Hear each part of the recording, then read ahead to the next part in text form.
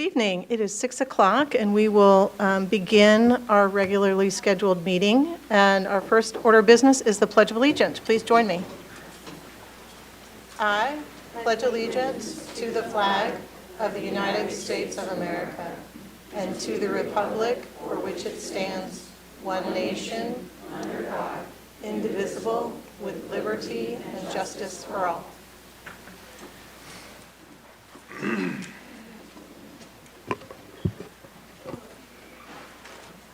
All right, before we begin part one of our meeting, I just wanted to let you know we have a couple of folks joining us by phone. We have Dr. Hubbard, Miss Jamie Borgman, and Mr. Brad Stratton. So they are all with us just by phone this evening. All right, so we will begin with part one, which is the revenue neutral hearing, agenda item 2.1. The Shawnee Mission School District intends to exceed the revenue neutral tax rate, R&R, for the 2023-2024 school year as established by KSA 79-2988. Johnson County calculated the Shawnee Mission School District's revenue neutral rate at a mill rate of 44.688. The district intends to exceed this revenue neutral rate with an estimated mill levy of 50.799. The district's revenue neutral rate, budget documents, and profile and needs assessments can be found on the district's website on the Budget and Finance landing page. The purpose of Part 1 of the Board of Education meeting, August 28, 2023, is to provide for a public hearing to consider exceeding the revenue neutral rate. The Board of Education resolution on exceeding the revenue neutral rate will occur during Part 3 of the regular meeting as noted on the agenda. This opens Part 1 of the meeting. So I'm going to begin by asking if do we have anyone here who wishes to speak specifically to the issue of the revenue neutral rate? Please raise your hand. Okay, I see 1, 2, 3, 4, 5-ish folks raising their hand. I will call on each of you one at a time, but first I will briefly walk through the process of a hearing, which is a little bit different from public comment meetings. So each of you will be given, will have 5 minutes to speak, and Ms. Trenholm will keep the clock running to help you track your time. I ask that you begin by stating your name as well as spelling your last name for our board clerk. She's responsible for documenting the list of speakers, and advance sign-up is not a component of the hearing. So anyone here tonight, feel free to come up and speak. This hearing is an opportunity for members of the public to provide comments related to exceeding the revenue neutral rate, generally responses from board members. During this time, board members will just listen. There may be a clarifying question, but this is not an exchange question and answer time. Also note that this meeting will include 2 hearings. So part 1 is on the revenue neutral rate. So please direct your comments to this topic when you come up for the first time. You'll have an opportunity to speak again if you have any comments that you want to share regarding the proposed budget.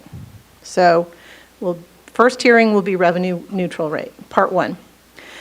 All hearing related documents can be found on the district website through a couple of links. They can be found, as noted previously, on the Budget and Finance page under the About tab on the district's main menu. These documents can also be found with this August 28th agenda through links on the Board of Education landing page. Links to all of the preceding budget workshop meetings leading to this hearing can also be found through the Board of Education landing page. Those workshops began back in April. Okay, so I'm going to ask you to raise your hand again if you would like to speak. And I think I'm just going to start with those of you closest to the podium, and then we'll work our way back, okay? So I'm going to start here. Is that Ms. Detmer right here? If you could raise your hand. Come on up to the podium. Come on up and speak. That's not her. So come on right over here, right here to this podium over here. Philip, can you help direct them to where they need to speak? Thank you. Oh, sorry, stop her. Okay, so remember, state your name and spell your last name for us, please, as you Carol begin. Rogers, R-O-G-E-R-S. I object to the rate increase because of my family's experience with Shawnee Mission School District. My son was diagnosed as being autistic and gifted in grade school. We moved to Kansas when he was 15. I was told that based on our address, he should go to Shawnee Mission East. So I took him to Shawnee Mission East and met with a counselor to enroll him. That counselor told me they didn't want him because they were afraid he would bring down their test scores. Now, mind you, he may be autistic, but he's also gifted. And by that time, he was building computers in the basement. But they still didn't want him. I should find another school for him to go to. This guy said this with my son sitting next to me. It had a devastating effect on him and his sense of self-worth.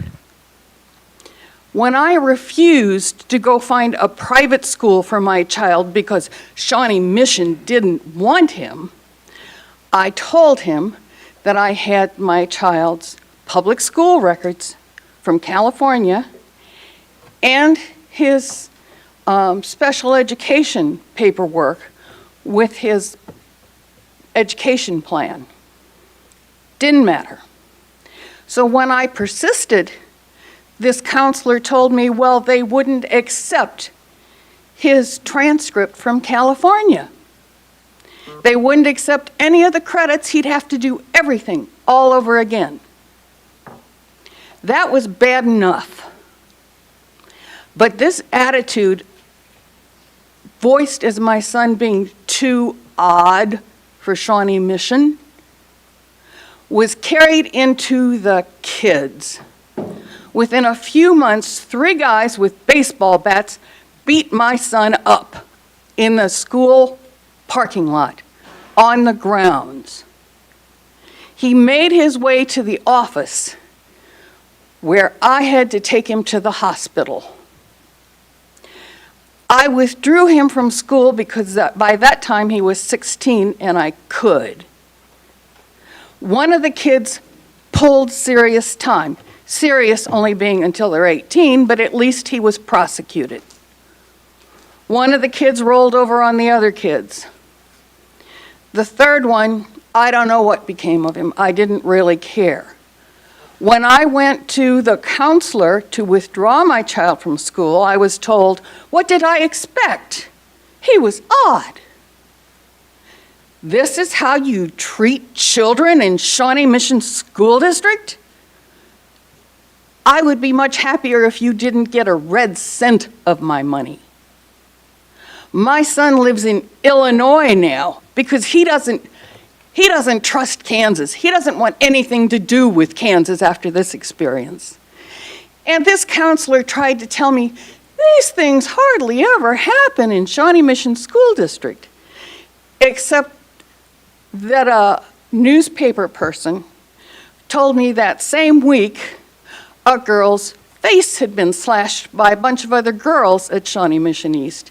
So his definition of hardly ever happen and my definition of hardly ever happen are nowhere even in the same universe. Shawnee Mission did not even keep my child safe, let alone meet his education needs. Am I still angry? Oh, you better believe it. I wouldn't let my dog be treated like that. Why would I let my son be treated like that?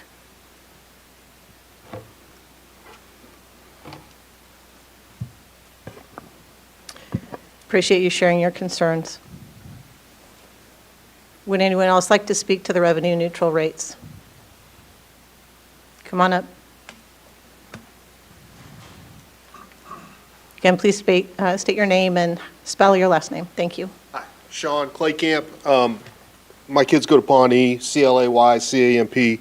I'm not going to take near 5 minutes. And I said to Russell before this, because I wanted to make sure I could make a comment, these are friendly, but I'm going to add one based on the expected versus the asked. What is that like in numbers? Do you guys do that math? And like what is that actual? I mean, we're talking millions of dollars between 4.688 and 50.799. So I think that would be something good to put in a superintendent's email. The other thing, the big thing is, you know, as a taxpayer in Johnson County, I get it. We're going to pay taxes. And actually, in Shawnee Mission, people don't want to admit this, but we pay a little bit less than what other areas of the county pay. I know that. I think what would help would be is if there was a little bit more transparency into how money is being spent. We get a lot of emails from the district. As a parent, I get 5 or 6 emails a week, I bet, from teachers and, you know, the principal and things like that. But especially now with inflation like it is, I think it would be beneficial if Dr. Hubbard or you, Mr. Knapp, would send out an email specifically detailing, like, what are we doing in, you know, this inflationary period. We had a yes sign in our yard, what have it been, 4 or 5 years ago for the bond.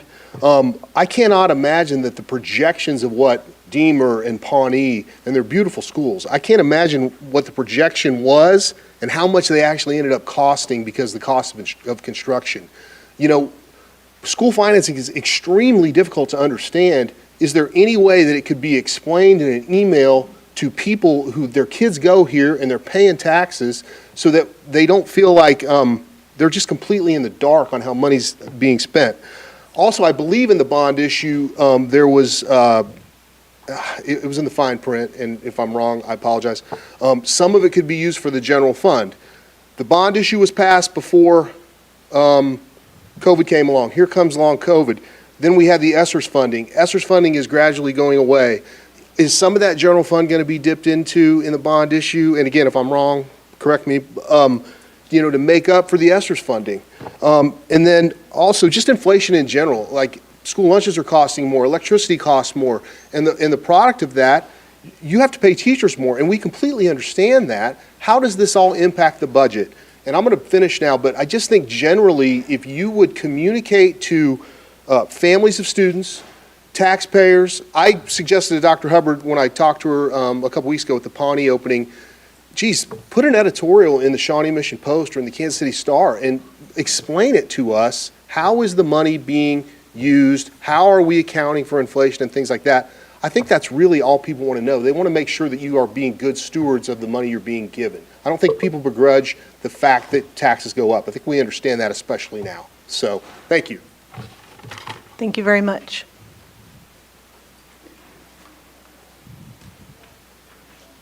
Welcome. Thank you. My name's Nancy Gossett. That's Gossett. I've been in education all my working career, not in Shawnee Mission, but in Kansas. And my concern with your raising the budget, and hopefully the board is going to address this and the district is going to address this. I checked the website that gave the grade of all of the schools. It's an A through F Kansas Policy Institute. They took the grades from the, I believe it's 3rd, 8th, and 10th test scores and grade each school. So you can see schools all over across the state, not just 512. There wasn't a high school in 512 that had better than a C. I don't think that's good. If we're going to pay these kind of taxes, we need to increase those test scores. And that can be done real easily. Pull those kids.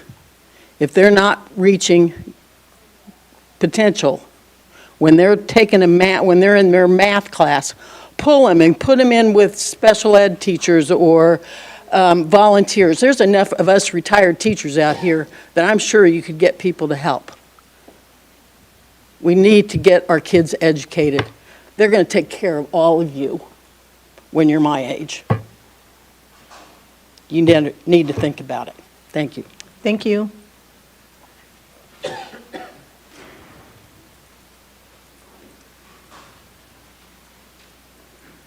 Welcome. Thank you very much. My name is Bruce Belanger, Belanger, and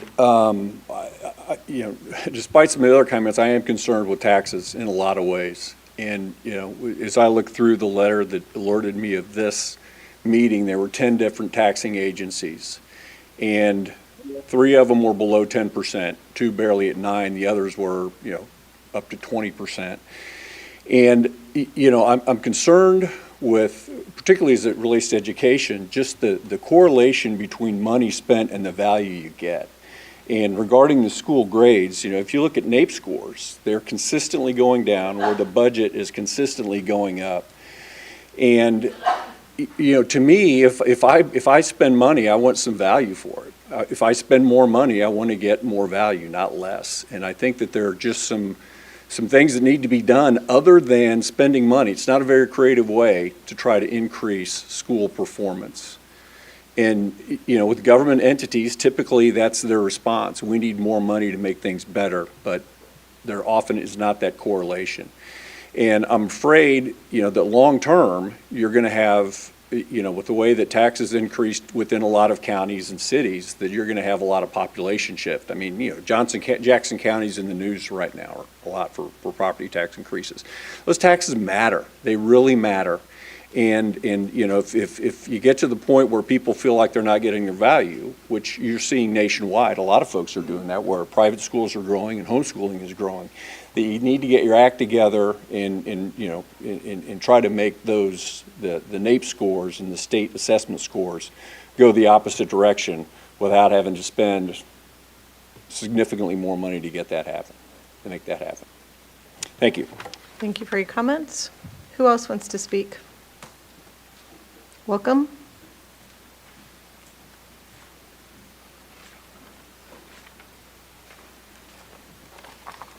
Yeah, hello, board members. My name is Josephat Jao, NJAO, and I've been a resident here at Shawnee Mission School District for 24 years. I've had a student graduate here and have 2 in the district now.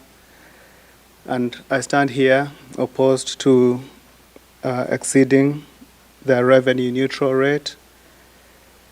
And like the gentleman who just spoke, government always wants to increase our taxes. A lot of people in this country, before we get our taxes money, before we get our income, 22% gets withheld. And then when we go to spend what's left over, 10% goes in sales tax. Then we have taxes on our house, taxes on our cars, and then every now and then, every year, they want to increase taxes on our houses. So for many people, for myself, this would mean $475 more I would have to pay. That means I would be more in debt to find that money. It means a vacation I wouldn't have to take.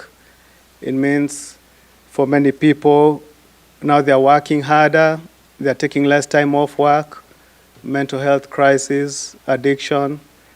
So it has a real effect on people's lives, on their lifestyle. So I'm opposed to exceeding the revenue neutral rate.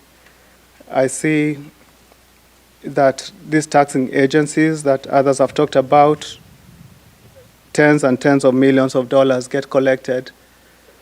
My request to the board members is if they can utilize the money, the tens and tens of millions that are collected today, to do the work of the school district.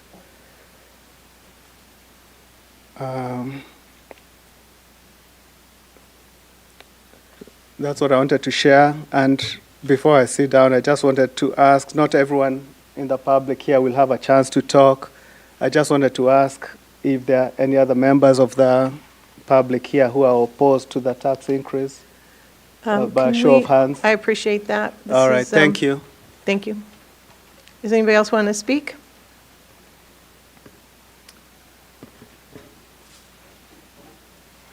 Sure. Come on up.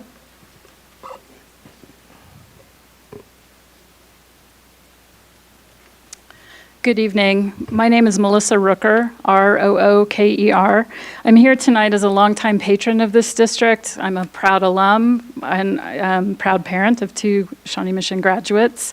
I'm a community member appointed to serve on the district's Facilities and Finance Committee, which meets quarterly, and I think those meetings, it's my understanding, are posted on the website and available for the public to both participate in and observe and watch later if they can't come to the meetings we hold in person. And I have some insight into the nature of the tax levies that are on our notices from the county by virtue of my 3 terms as a member of the Kansas House of Representatives, involved with the work that went into drafting certain state laws that pertain to the process by which these tax levies are set. And I must admit that tonight I sit here rather confounded by the manner in which this revenue neutral rate law, which was passed just 2 years ago, conflicts with multiple layers of existing state laws that pertain to the way these various rates are calculated and set. For example, the 512 school general levy on the bill is set by the state legislature at 20 mills. This district has no ability to lower that any lower than the 20 mill rate. So it doesn't matter what the revenue neutral rate is. That 20 mills will be collected from every taxpayer in the state of Kansas and sent to the state general fund for redistribution across the state based on the school finance formula. The 512 bond is a question that was put to the public for a vote. And while there may be members of the public who voted no on that question, the majority of the patrons of this district supported the levying of a bond for construction purposes as outlined in the bond question. So that followed the process set out by state law for school district bond levies. And was put to a public vote already. The 512 School District Capital Outlay Fund follows state law, which gives this board the ability to levy up to 8 mills. And as a longtime resident of this district and patron, what I know is that through very, very sound fiscal management over many, many decades, that rate has been set at the 8 mill so that your purchasing power is not diluted by the forces of inflation, and so that we can afford to maintain the buildings that our students are educated in and keep the number of bonds, the amount of those bonds, to a minimum for those extra levies that we take to the public for a vote. And then finally, the unified 512 levy is really largely the local option budget and the cost of living that goes into paying teacher salaries. The conflict between revenue neutral rate and the LOB law is too complicated for the next minute and a half. But what I can tell you is that it's not based on the number of mills so much as it is based on the percent of the general operating budget. That general operating budget is being increased over the course of it's been since 2017 that we have been restoring funding cut during the Great Recession. And that restoration of funds each year at the state level has increased the percent of budget that is levied through the LOB. So I would say the sterling track record this district has for sound fiscal management leads to a AAA bond rating that the return on that is the ability to levy those bonds and capture the most favorable interest rate allowable, credit rating agencies think highly of the management of this district. And for those members who are interested in learning more about all of the ins and outs of that, I would invite you to pay more attention to the Facility and Finance Committee and potentially even apply to serve on it, because it is a volunteer opportunity for patrons of the district. So another evening, I would welcome the chance for conversation about test scores and student outcomes, but tonight's not the night. I thank you for your time and attention tonight. Thank you. Do we have anyone else who would like to speak to revenue neutral rate? Welcome. Come on up.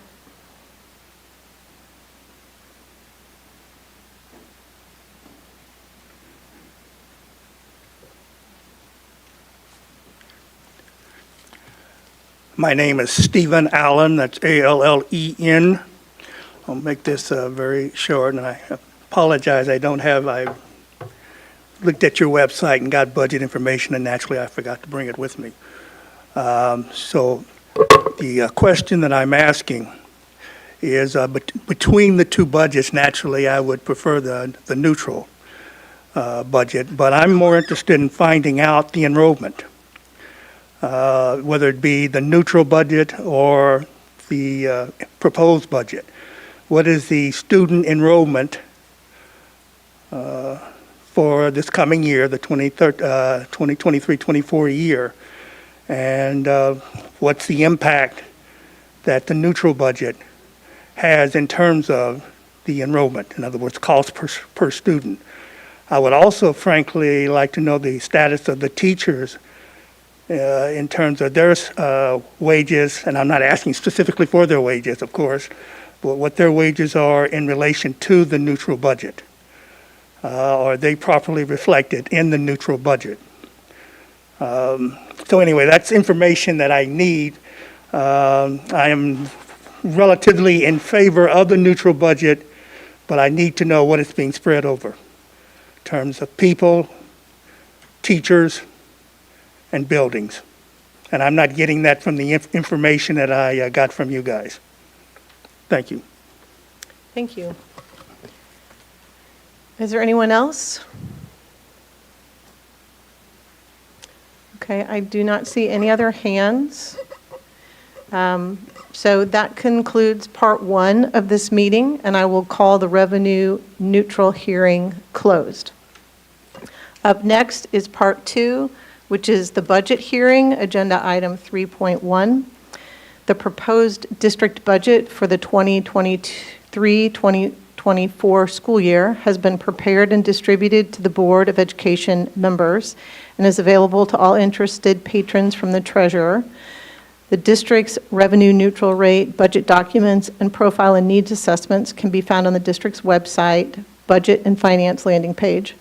The purpose of Part 2 of the Board of Education meeting August 28, 2023 is to provide for a public hearing on the proposed 2023-2024 budget as required by KSA 79-29-29. The Board of Education action on the proposed budget will occur during Part 3 of the regular meeting as noted in the agenda. So this opens Part 2 of this meeting. Do we have anyone who wishes to speak specifically to the issue of the budget? Please raise your hand if anyone else would like to come back up and speak specifically to the budget. Ms. Rooker, welcome back.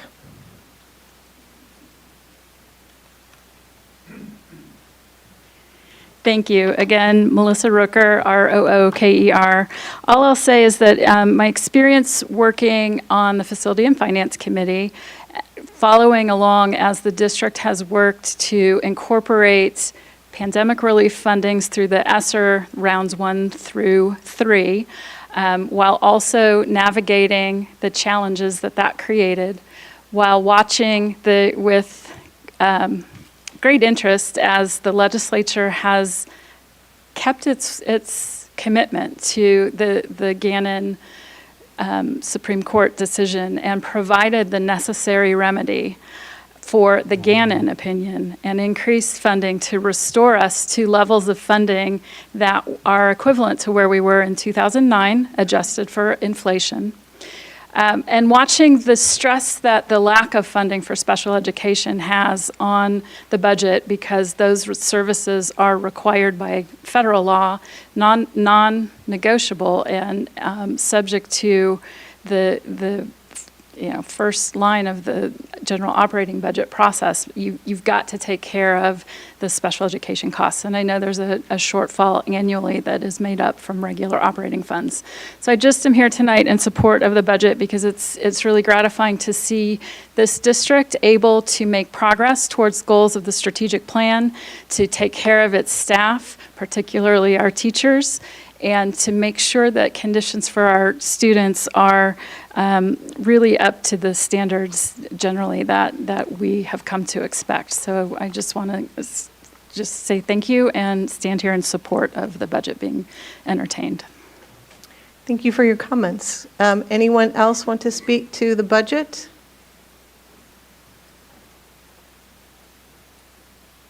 All right. Seeing no other speakers, this concludes part 2 of this meeting, and I will call the budget hearing closed. All right. I'm going to flip over. Okay, so this, we're going to start part 3. This is our regular board meeting, and we need to adopt the agenda. So we're on item 5.1. Do I have a motion to adopt the agenda? So move, Goodburn. All right, all in favor say aye. Aye. Opposed? Motion carries 7-0. We have 2 meeting minutes for approval. If there are no changes, I seek a motion to approve 5.2 and 5.3. Move approval, Hembry. Thank you. Second? Second, Goodburn. All right, all in favor say aye. Aye. Opposed? Motion carries 7-0. Okay, we are now at 6.1, the superintendent's report, and I am going to look to Dr. Gilhouse. Good evening. Thank you all for being here tonight. We are very happy that Shawnee Mission students and staff are back to start another great school year. It's been fun to visit schools across the district as they get the year started. We've had an especially exciting time at Pawnee Elementary, where the newly rebuilt school officially opened to students and staff. Across the district, we are focused on this year being a time to shine. And we are so impressed by the way everyone showed up to shine for all of the students in Shawnee Mission School District. We are looking forward to all we are going to accomplish this year as one Shawnee Mission. We also want to acknowledge last week was especially challenging with the excessive heat conditions that we were all under. This resulted in numerous adjustments for our schools, many of them related to scheduling and also being indoors throughout the week. We just want to thank everyone for all of the work that they did to keep our students and our staff safe. As I mentioned a moment ago, there was a lot of excitement around the opening of the new Pawnee Elementary School. We are delighted that this is the topic of our newest podcast episode. Dr. Jeremy Higgins, Director of Secondary Human Resources, and Dr. Michelle Hubbard enjoyed talking to Principal Carrie Otero and Secretary Debbie Guerin about all of the aspects of the building that make it an amazing space for students to learn. We'll have a link in the recap for anyone wanting to watch the video, or you can download it wherever you get your podcasts. In just over 2 weeks, we will be celebrating this year's fall breakfast. The event will be held on Wednesday, September 13th at Overland Park Convention Center. Coffee and conversation start at 7 a.m. and the breakfast and the program follow at 7:30 a.m. Dr. Hubbard will provide an update on the district, and there will be many incredible stories from our students and all of the team members. The event supports the work of the Shawnee Mission Education Foundation, and we appreciate all of the ways that they support our schools. Reservations and sponsorship opportunities start at $75, and we will also include that in the recap as well. We have so many talented people who serve the Shawnee Mission School District, and we are proud to bring back a tradition that helps us share the creativity in Team 512 and recognize the value and importance of the visual arts in our community. Today, our new and improved annual Faculty Art Show opens at the Center for Academic Achievement. Every employee in the district had the opportunity to submit an original work of art to this show. The community is invited to view the art during the office hours at the CAA, from 8 o'clock to 4:30 p.m. Monday through Friday. The show features sculpture, paintings, digital media, and more. Though the show officially opens today, staff who have not yet submitted a work of art still have until 4 p.m. on Wednesday, August 30th, to deliver artwork to the CAA to be included in the show. We thank Megan Ellis, District Visual Arts Coordinator of Curriculum and Instruction and Lenexa Hills art teacher, and all of the talented artists who have contributed to this year's art show. Everyone in our community is invited to nominate educators to be recognized in this year's Shawnee Mission Teacher of the Year program. This is an excellent way to honor an outstanding teacher that you know in the Shawnee Mission School District. Each building will have an honoree, and the district will later select one elementary and one secondary educator to be recognized as part of the Kansas Teacher of the Year program. We will include a link in the recap with nomination form. And this concludes the superintendent report. Thank you, Dr. Gilhouse. This brings us to board reports, 6.2, and we'll begin with Ms. Boyd-Nerona.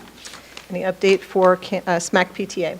Yes, their next meeting is actually tomorrow, the 29th at 5:30, here at the Center for Academic Achievement. Okay. And is there a breakfast coming up too for SMAC PTA, a parent or the principal and That will presidents? be at that time. Okay, all right. Ms. Owsley, anything for the Shawnee Mission Education Foundation? I mean, I'll just piggyback off of Joe and remind everyone about the breakfast coming up, and it's always fun to see the kids perform and to see everybody very early in the morning for coffee. So just remember to buy your tickets for that. Okay, great. Mr. Stratton, anything on KASB Board of Directors? Yes, the KASB board met this past weekend in Topeka. The legislative committee for KASB also met together with the board, and we discussed legislative priorities for 2024. And we also had a presentation and a discussion on teacher retention and recruitment efforts across the state. And finally, a reminder that the state convention is coming up in November, and that's the 10th through the 12th of November in Wichita. All right, great. Thank you. Ms. Owsley, do you want to add anything to that KASB Legislative Committee update? So the legislative committee met and we discussed some of the priorities for the upcoming legislative session, or what we anticipate we might need to be focusing on, and a model of what was met by consensus by the legislative committee members will go out for everyone to review, and then KASB will seek feedback from the districts to see where they're at before it's adopted, and then that legislative platform is what the KASB folks advocating to speak of rely upon to make their decisions when there's a piece of legislation in front of them on how they're going to approach legislators on it. So the process is in motion, and here in a few weeks there will be a draft for folks to look at. Okay, great. Thank you for that reminder of the process there. Ms. Borgman, do you have an update for us on the KASB nominating committee? Yeah, thank you. The KASB nominating committee met in Topeka on August the 19th.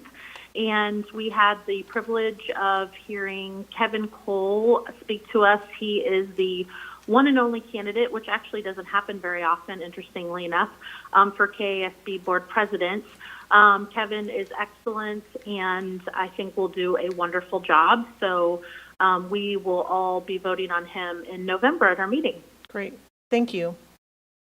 Policy Review Committee, Ms. Goodburn, you have an update? Sure. We met on August 14th, and the result of that meeting you will see today under discussion items 7.02, 03, 04, and 05 are the revised board policies that are for just a first read tonight. You will see those on the agenda tonight.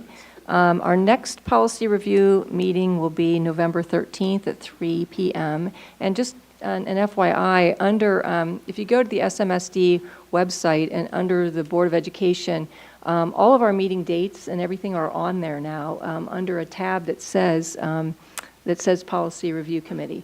And so all the dates are already set for the whole year, and the information is on there. And it also will state, it looked like to me when I looked at it today, that it had what we actually talked about, the different policies that we were talking about already listed on those on that page on the website. So FYI, for anyone that's interested. Thank you.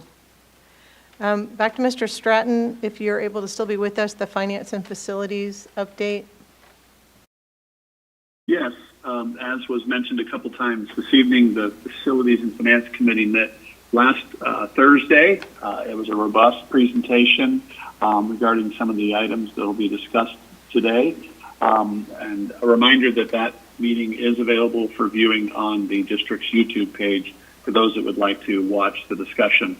Our next meeting is set for October, and that's October 26th. Okay. Thank you. And then back to Ms. Boyd-Nerona, anything on the real-world learning? I just want to remind everyone of the extensive and detailed report that was given and delivered at the last board meeting. And that's on the website as well, right, under the Yes. Board of Education? Under presentations, I think is the tab there. Workshop updates, something like that.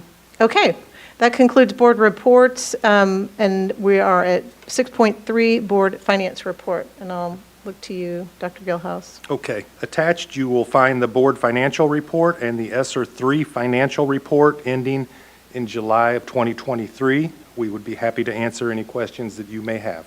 Okay, I'm going to look up and down the dais. Any any questions? Okay, I think we're pretty straightforward there. All right.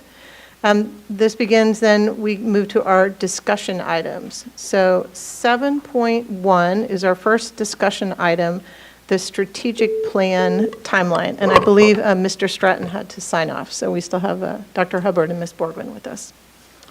Okay. So that is correct, and this evening, we are fortunate to have Dr. Neal, who will be giving us an update regarding the next 5-year cycle and the strategic planning process. So Dr. Neal, I'll turn it over to you.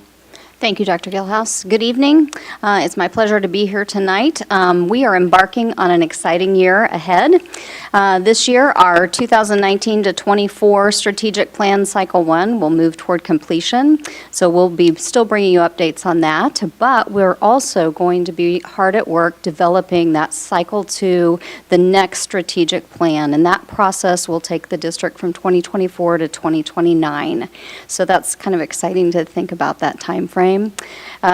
We are going tonight, if you look at the graphic that we've shared with you on the screen there, you can see that tonight marks the kind of the first step in our timeline, which is sharing with you all a tentative timeline for the planning process. In December, so between now and December, we'll be working to launch the Strategic Plan 2024 to 29 kickoff and awareness campaign. And that will be brought to you in December in the form of a video. And the purpose of that is really to kind of broadly encourage stakeholders across the district, make them aware that the process is coming up and that there will be many ways that they can share and engage in the process. We know last time many people expressed a desire to be a part of that. And since then, as we've shared the great news of the strategic plan updates, we have heard from many people that they are interested in being part of the next process. And so we want to assure you that we will continue to make sure that we can have a lot of opportunities for people to engage. In January, the district will be using the Thought Exchange tool as one way to obtain broad feedback from stakeholders.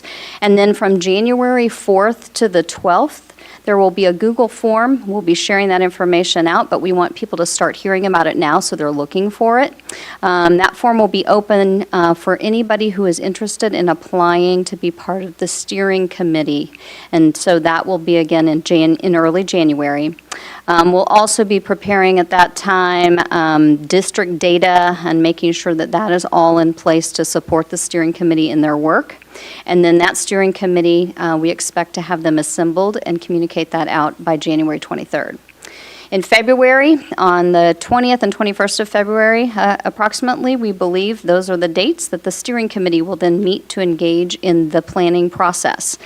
And they'll review all the different components. They'll review progress completed in Cycle 1 and talk about what do we need to be doing to move forward and develop those strategies and those action groups as a part of that steering committee work. And then in late February, communication will be sent out as we begin to look for our action team members. So again, another opportunity for our stakeholders to be a part of the process. And those action team members will be seated for each of the strategies that are identified by that steering committee in the planning process.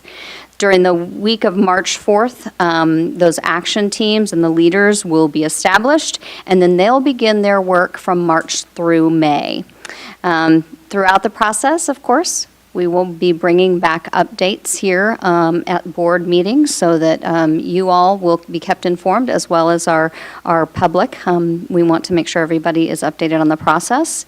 And then from all of this work, then, the strategic plan cycle 2 will be drafted and presented to the board in June at the June 6th board meeting. And then we will get to work on that next strategic plan. I stand for any questions you may have.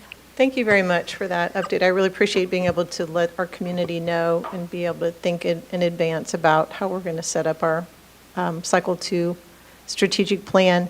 I had one quick question. So it feels like this is kind of mirroring a similar timeline to what we used when we launched in prior to 2019. For the steering committee, has there been discussion about, is that going to look again like about, maybe there were 30 people or something like that, and a very intentional effort to have representation from across the district and different voices? Is that kind of still the... Absolutely, that is correct. We plan, you are correct, that the process and the timeline looks very similar. The past strategic plan process was very well received and included such a broad range of engagement from stakeholders. And so, yes, we will intentionally be looking at representation from across all parts of the district, and again, have many opportunities, whether it be participating in something like the thought exchange, being a member of the steering committee, or being a part of those action teams. We want as many voices and as many people to be able to be a part of the planning for the future of Shawnee Mission. Thank you. Does anyone have questions? Yes, Ms. Embry. Thank you, Dr. Neal. I'm curious to understand, and this is my first time being on the board when we've actually gone through a strategic planning process, so I'm very excited. I would like to understand where within this process we talk about, I always call it kind of strategic abandonment. Is there space in here where we would look at things we might be spending time and money and resources on that aren't actually producing dividends that we want to see? Will we be thinking through that lens as well? Sure. I would say that would be part of, as I mentioned, we'll be updating and putting together a lot of district data for that steering committee to look at. And so as part of their work, as they look at that and think about together, what do we want for the future? Where should we be focusing our time and attention? That would be part of the discussion that they may have as part of that. Thank you. Okay. Anyone else with questions? Okay. All right. Our next 4 discussion items, 7.2 to 7.5, are board policies, and each of these 4 are first reads. I'm not sure if, Dr. Gilhouse, I'm asking you to provide just kind of an overview of what we might be. Absolutely. So 7.02, and this is the first read for updated policy AG, which is the closing of school buildings. KASB is recommending revisions to this policy to promote compliance with changes to Kansas statute regarding the closure of school buildings, which will be effective on January 1st of 2024. Okay. So do we have any questions about this? And just as a note, so this is first read, and then you have an opportunity to send questions, comments, edits to Dr. Hubbard in the interim until we move forward to the second read. Okay. 3.0, the policy BBAA. Okay, 7.03, this is the first read of updated policy BBAA, board member authority and responsibilities. I am recommending that we add language to this policy confirming that board members will not receive any pay. Due to a recent change in Kansas law, it is now legally permissible for school districts to pay board members. Okay, any questions, discussion points? I would just highlight, I think this is included here as a really straightforward topic, and I don't think it's as straightforward as we may wish to think. I believe it's worthwhile for our board to reflect and represent the community that we serve, and this board historically has not done that, and I think a piece of that is that it is not a compensated board. Most elected officials in our community receive some very nominal amount of compensation, and I think this board not doing that actually limits our talent pool for the board, especially people with low incomes, people who are historically marginalized, and people with young children. So I would encourage us to give some real consideration to whether this policy change, which I actually think is unnecessary, we are not currently compensated. I'm not proposing that we should start being compensated, but I also think it's unnecessary to sort of double down on that by putting it into board policy. So I think we should focus our time and efforts on policies that will have an impact, and I don't think this is one of them. Okay. Anyone else want to think about that? Okay. And I would imagine you'd be sending those comments to Dr. Hubbard as well? Yeah. Okay. All right. Okay, 7.4. 7.04, this is the first read of updated policy GAAF, Emergency Safety Interventions. These policy revisions are recommended by KASB to reflect changes made to state regulations regarding the definitions and use of emergency safety interventions. Okay, so we skipped over 7.4, the military leave. I'm sorry, that was what I had as 7.4, so I will go back. Got a wrong number here then. Okay. So then we'll go to 7.4, first read for updated policy GARID, military leave. KASB is recommending some minor revisions to align the policy with the applicable federal law, the Uniformed Services Employment and Reemployment Rights Act. Okay. Thank you. Any questions, comments there? Okay.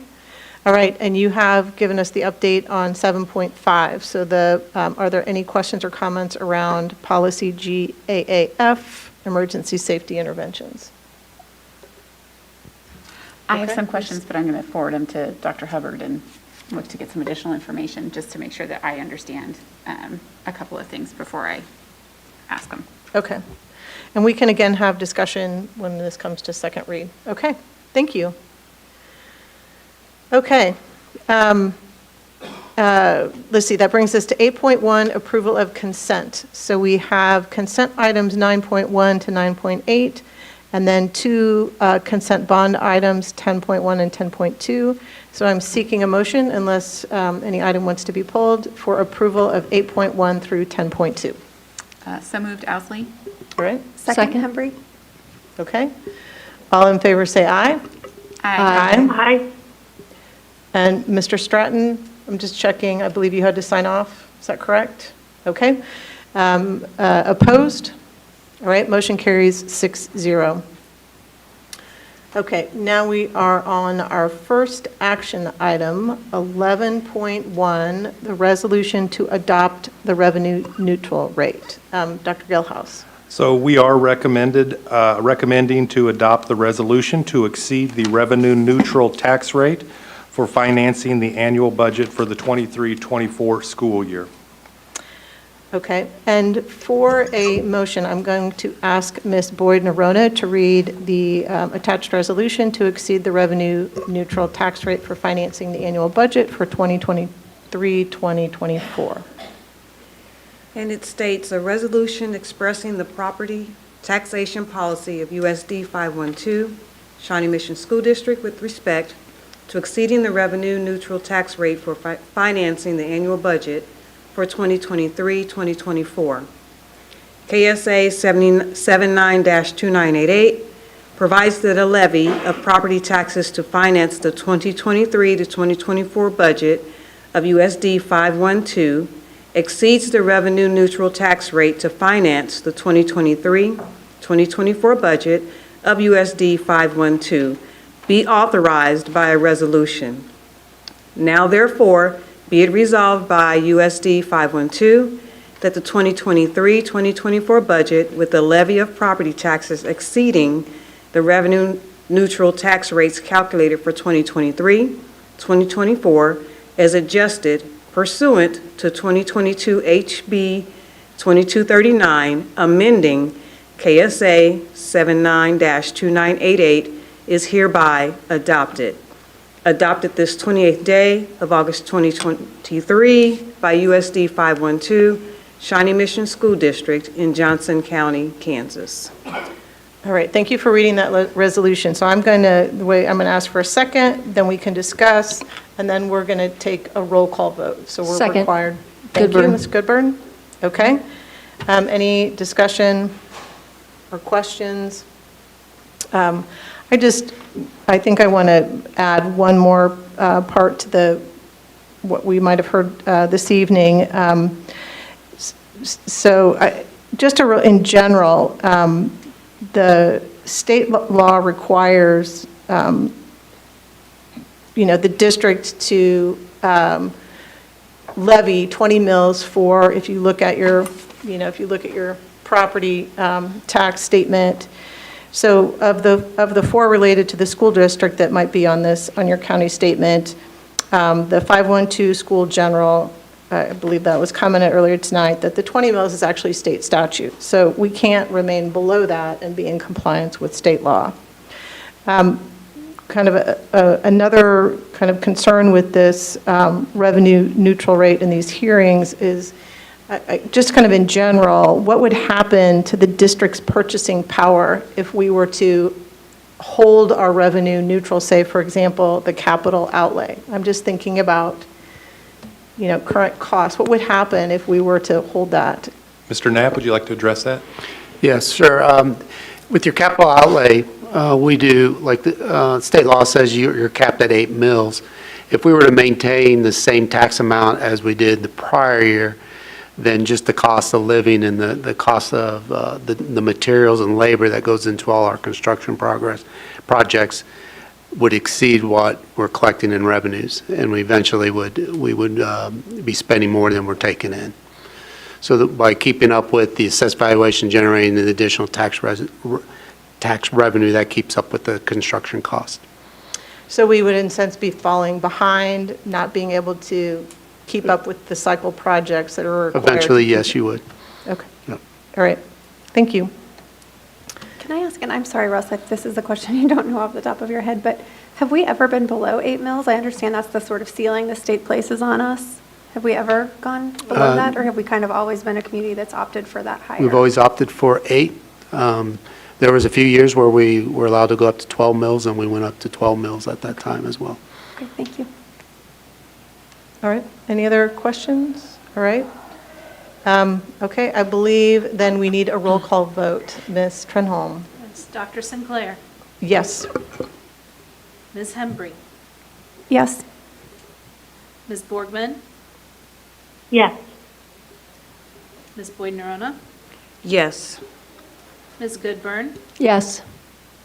Ms. Owsley. Yes. All right. I believe that motion carries 6-0. All right, that brings us to 11.2, the local option budget percentage. And on 11.2, we would like to recommend that the local option budget be 33%. Okay. And I'm going to ask Ms. Goodburn to read that resolution. Unified School District Number 512, Johnson County, Kansas, resolution, be it resolved that the above-named school board shall be authorized to make a local option percentage in the amount of 33% for the 2023-2024 school year. All right. Do I have a second? So moved, Owsley. Okay. Any questions or comments? All right. Ms. Trenholm, can you do a roll call vote for us again? All right. Dr. Sinclair. Yes.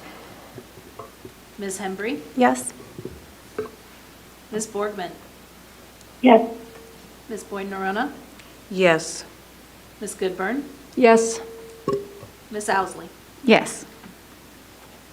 All right. Motion carries 6-0. All right. That brings us to 11.3, and this is in relation to adoption of the 2023-24 budget. So each year, the Board of Education shall conduct an assessment of the educational needs of each attendance center in the district. Such profiles and needs assessments has been published on the school district's website. The profiles and needs assessment has been provided to the board, was evaluated by the board, and used by the board in approval of the district budget.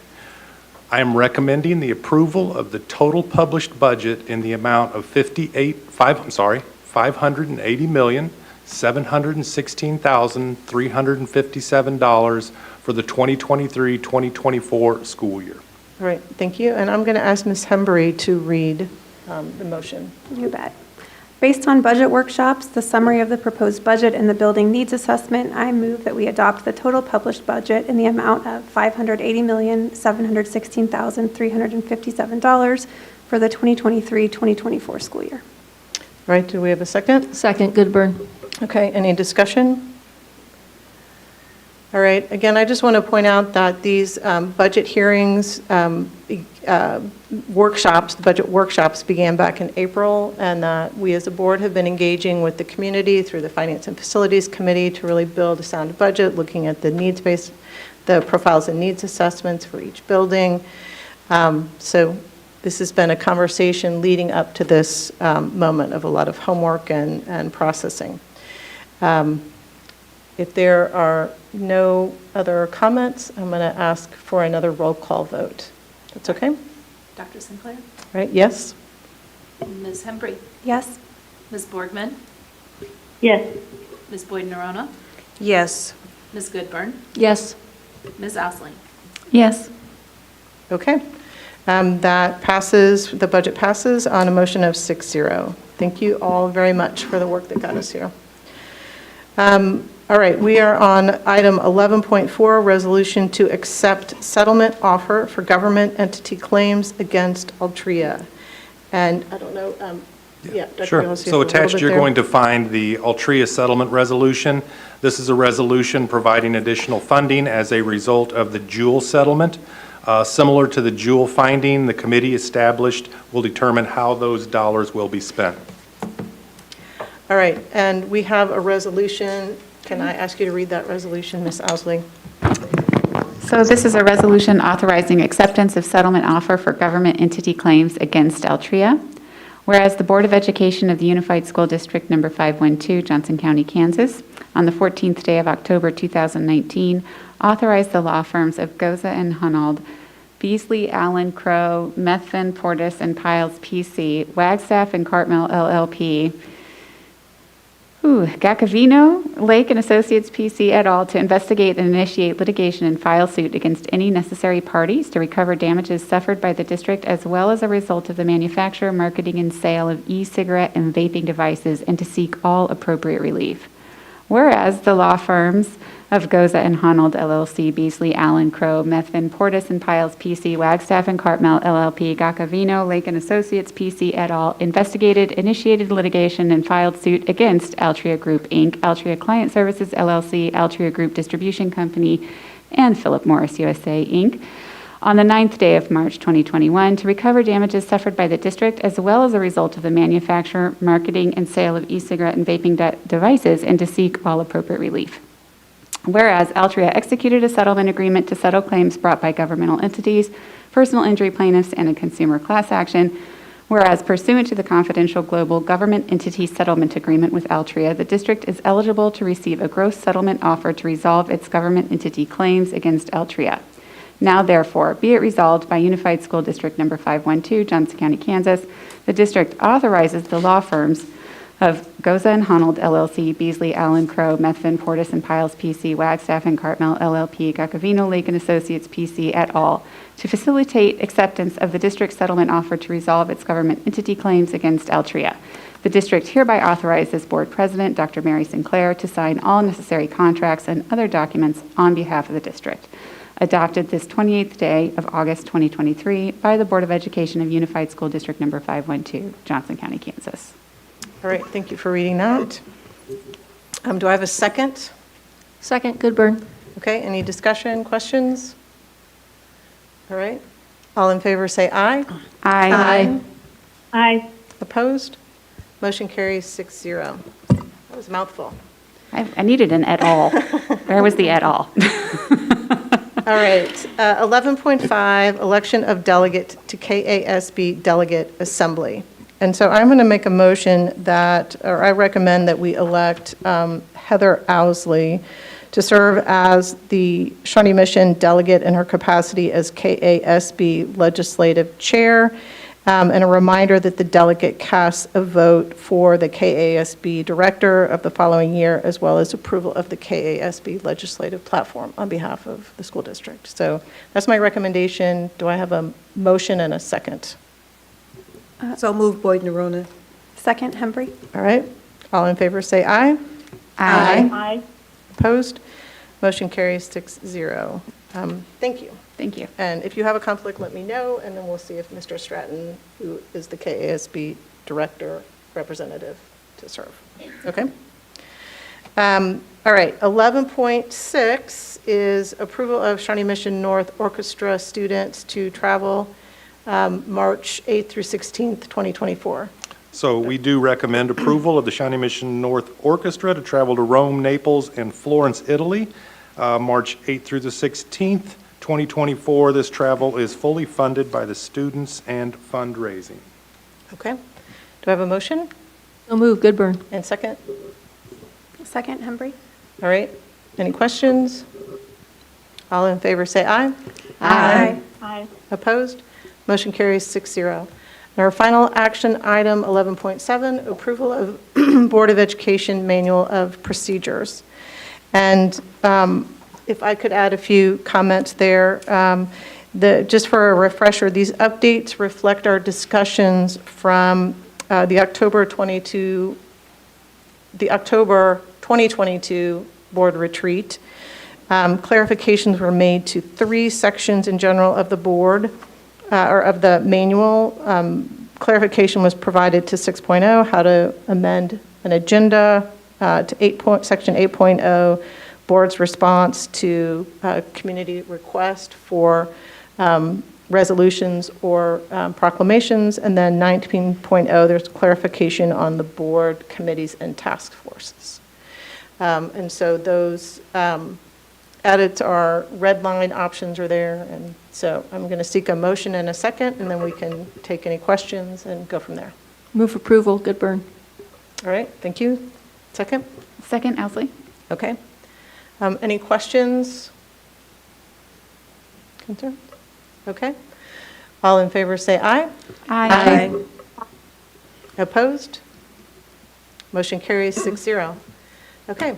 Any board members want to share any comments before we close our meeting? Okay. Our next regularly scheduled board meeting is September 11th, 2023, and we are adjourned. Thank you all for being here tonight. Thank you. Thank you.